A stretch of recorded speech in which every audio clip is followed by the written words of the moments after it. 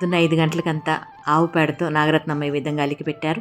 నేనైతే ముగ్గు పెట్టాను. దాని తర్వాత బిస్కెట్ ప్యాకెట్లు అయితే ఓపెన్ చేసి పెట్టుకున్నాను. దాని తర్వాత పాలు తాగేవారికి ఈ రకంగా గ్లాసులో పాలు పోసేసి ఒక పక్క పొయ్యి మీద టీ ఉడుకుతుందనమాట. టీ ఫిల్ చేసుకొచ్చేసి టీ తాగేవాళ్ళకి టీ ఇచ్చేస్తే, టీ తాగేవాళ్ళకి టీ, పాలు తాగేవాళ్ళకి పాలు, ఈ రకంగా 2 రకాలు కూడా ఉంటుందన్నమాట. వాళ్ళ ఇష్టం అది. ఇవన్నీ ప్రాసెస్ జరిగేటప్పుడు మంచిగా భక్తి పాటలు వింటూ ఉంటాం అనమాట. బాగా లౌడ్ స్పీకర్ పెట్టి భక్తి పాటలు వింటూ ఉంటాం. అది ఇంకెక్కడైతే ఈరోజు మనకి మధ్యాహ్నానికి భోజనానికి వెజిటేబుల్స్ అనమాట. ఇవన్నీ కూడా రెడీగా ఉన్నాయి.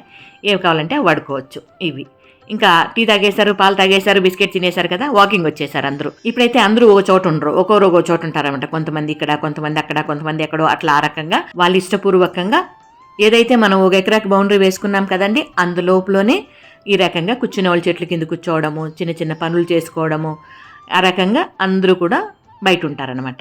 ఇది ఈ పూట మన చిన్ని వీడియో కనుక నచ్చినట్లయితే మీ అభిప్రాయం తెలియజేస్తూ, వీడియో నచ్చితే లైక్ చేయండి. ఓకేనా? Thank you.